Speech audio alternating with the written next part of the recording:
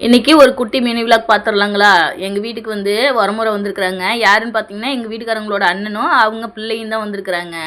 நான் கல்யாணம் பண்ணி வந்தப்ப, இவங்கலாம் வந்து ரொம்ப சின்ன பிள்ளைங்க.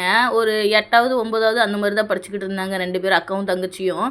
இப்போ வந்து அவங்களுக்கும் கல்யாணம் ஆகி, அவங்களும் வந்து ஒரு ஆள் மெட்ராஸில் செட்டில் ஆயிட்டாங்க, ஒரு ஆள் கோபியில் செட்டில் ஆயிட்டாங்க. அப்புறம் பார்த்தீங்கன்னா, எங்களுக்கு கல்யாணம் பண்ணி வச்சதே எங்கள் வீட்டுக்காரங்களோட அண்ணி தான். அதனால வந்து என்னை ரொம்பவே கேர் பண்ணி பார்த்துப்பாங்க. நான் ஃபஸ்ட்டு கன்சீவாக இருக்கும்போதெல்லாம் எனக்கு வந்து பிளட்டு ரொம்பவே கம்மியாக இருக்கும். பிளட்டு வந்து 4.2 தான் இருக்கும். அதனால என்னை ரொம்ப கேர் பண்ணி 1 மந்த் வந்து இந்த ரத்த ஊசி போட சொல்லியிருந்தாங்க. அதுக்கு வந்து என்னை டெய்லியும் ஹாஸ்பிட்டல் கூட்டிகிட்டு போயிட்டு கொண்டு வந்து விடுவாங்க. அதுக்கப்புறம் எனக்கு தேவையானதெல்லாம் செஞ்சு கொடுப்பாங்க. இடையில கொஞ்சம் மிஸ் அண்டர்ஸ்டாண்டிங் ஆனதுனால கொஞ்சம் பேசாமல் இருந்தோம். அதுக்கப்புறம் பிள்ளைங்களுக்கெல்லாம் கல்யாணம் வைக்கவும் தான் எல்லாருமே பேச ஆரம்பித்து எல்லாரும் ஒன்று சேர்ந்தோம். அப்படி அவ்வளோ என்னை கேர் பண்ணி பார்த்துக்கிட்டவங்களுக்கு வந்து நான் எதுவும் செஞ்சு கொடுக்கலன்னா எப்படி? பிள்ளையும் வந்து வருஷத்துக்கு ஒரு 6 மாதத்துக்கு ஒருக்க அந்த மாதிரி தான் வரா மெட்ராஸில் இருந்தே.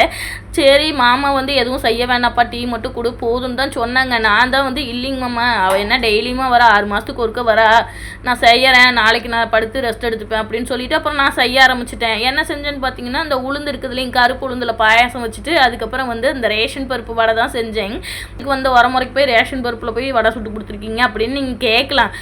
ஏன்னா போன டைம் வந்திருந்தப்போ வந்து நான் மெதுவடை செஞ்சுருந்தேன். அதனால இந்த டைம் வந்து சரி மாற்றி செய்யலாம், பருப்பு வடை செய்யலாம்னா பருப்பு வடை வந்து எல்லாருமே கடையில் சாப்பிட்றதான். சரி ரேஷன் பருப்பு இன்றைக்கி தான் எங்கள் வீட்டுக்காரங்க வாங்கிட்டு வந்திருந்தாங்களா, சரி அதை வச்சு வடை செஞ்சிடலாம் அப்படின்னு சொல்லிட்டு தான் செஞ்சேன்.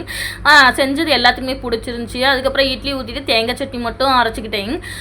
மாமா தான் புலம்பிக்கிட்டே இருந்தாங்க, வேண்டாப்பா விடுப்பா விடுப்பான்ட்டு இருந்தாங்க. இல்லை மாமா பரவாயில்லைங்க மாமா அப்படின்னு சொல்லிட்டு நான் செஞ்சுட்டேன்.